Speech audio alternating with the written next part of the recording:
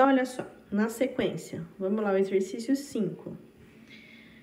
Ó, um aluno viu um noticiário que nos países frios, como Estados Unidos, Canadá e países europeus, a prática de adicionar aditivos especiais a radiadores de automóveis é bastante comum. É aquilo que eu tinha falado no outro vídeo. Pois esses aditivos alteram algumas propriedades físicas da água. Que alterações podem ocorrer com as propriedades físicas da água? No caso, né, do contexto do exercício, que propriedade física que acaba mudando? Aqui, na verdade, a propriedade física que é alterada é o ponto de congelamento, tá? Então, ó, se a gente considerar, né, que a água se congela a 0 graus, mais ou menos 0 graus, porque depende se for nível do mar ou não, o que vai acontecer? Esses aditivos, né, como eu falei no outro exercício, esses aditivos aqui, eles são colocados no combustível, no radiador, que nem ele tá falando aqui, exatamente para isso. É para deixar o ponto de congelamento mais baixo. Então, a ideia de colocar o aditivo é abaixar o ponto de congelamento. Ponto de congelamento. Porque se você abaixa o ponto de congelamento, o que vai acontecer? O combustível ele não vai se solidificar, a água do radiador não vai solidificar, então você consegue fazer com que esses líquidos continuem na forma líquida, tá? Então, nesse caso do contexto do exercício, é exatamente isso, tá?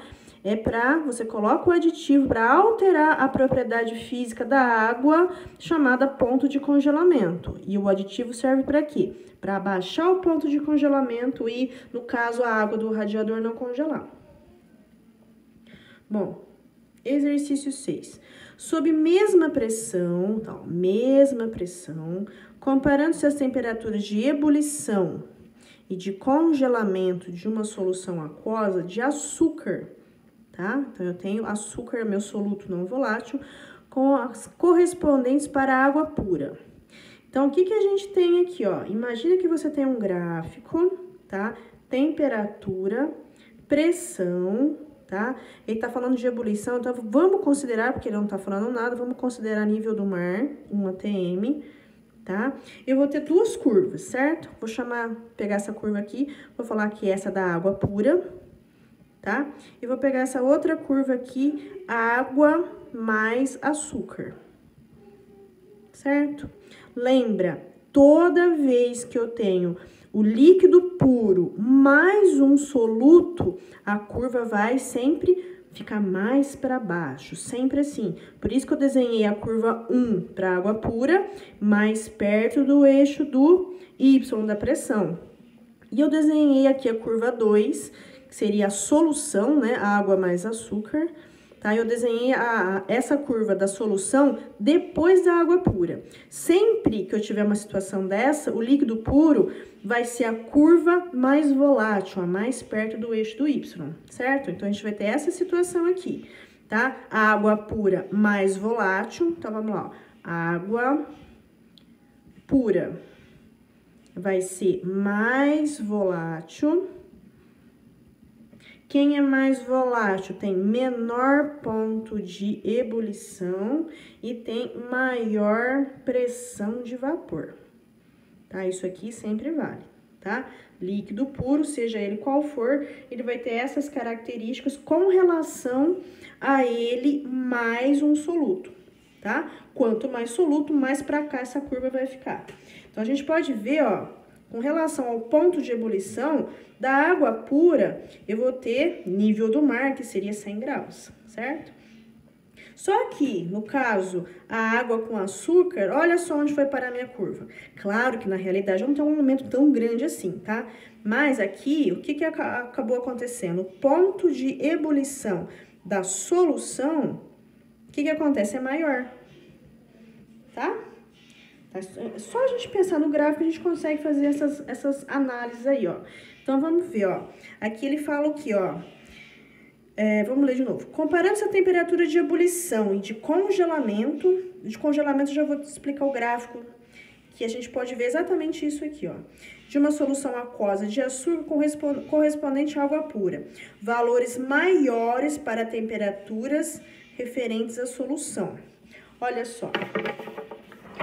quando a gente fala de temperatura de ebulição, é só olhar esse gráfico aqui. Temperatura de congelamento, eu vou precisar do diagrama de fases, tá? Diagrama de fases da água, parece esse copo aqui, tá?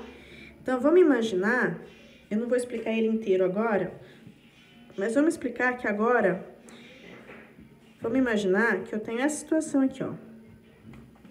Todo o diagrama de fase tem essa parte sólida, tem essa parte gasosa e tem a parte do meio que parece um copinho. O copinho é o líquido, sempre, tá?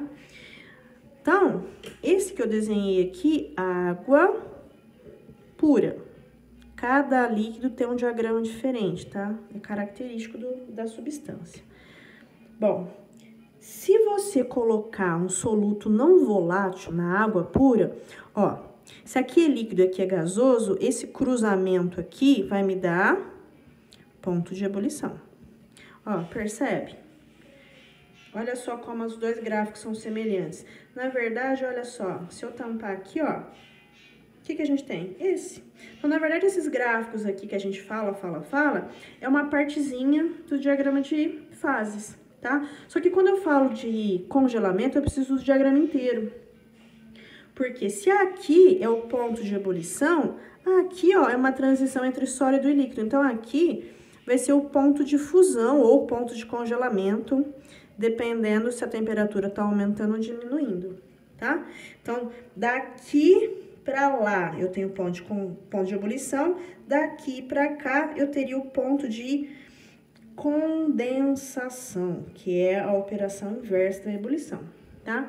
Então, daqui para lá eu tenho o ponto de fusão, daqui para cá eu tenho o ponto de congelamento, certo? Porque, ó, daqui para cá, sólido para líquido, fusão. Daqui para lá, líquido para sólido, congelamento. O valor numérico é o mesmo, só a transição, se é da direita para a esquerda ou se é da esquerda para a direita, que vai mudar o nome, mas numericamente é o mesmo. Então, esse é o diagrama de fase. Agora, é o seguinte, se você colocar um soluto não volátil, o que acontece com o ponto de ebulição? Aumenta. Vamos imaginar que ele vem para cá. Se ele vem para cá, porque a curva desloca. Então, essa curva, ela vai cair. A ideia é cair, porque a curva é de pressão de vapor, e a pressão de vapor diminui, tá? Com a adição de um soluto não volátil. A curva cai, consequentemente, o ponto de ebulição aumenta, maior. Certo? Olha lá, ó. A curva cai. Se a curva cai aqui na ebulição, ela também cai no congelamento. Então, ó, se antes aqui era 0, o que vai acontecer agora? A curva caiu. Então, o que aconteceu agora? Agora, eu tenho um valor negativo, menor que 0. Por quê? Porque agora, com a adição de um soluto não volátil, a curva cai para o lado de cá também. Então, você vai pensar o seguinte, ó. Eu tenho o gráfico, vamos imaginar que dá água, certo? Tá. Água pura. Coloquei um soluto não volátil. O que vai acontecer com esse gráfico? Ele vai aumentar. Aqui era um copinho, agora vai ficar um copinho maior. Quer dizer, ele aumenta para um lado, aumenta para o outro. Então, se antes ele era assim, agora ele vai ficar assim, tá? Isso, a consequência é aumentar ponto de ebulição para o lado da direita e diminuir o ponto de congelamento para o lado da esquerda. Certo? É isso que acontece. Então, voltando no exercício, já que ele fala de temperatura de congelamento e de ebulição, o que a gente tem? Quando você coloca o açúcar, a ebulição vai aumentar, só que o congelamento vai diminuir, tá? É isso que vai acontecer.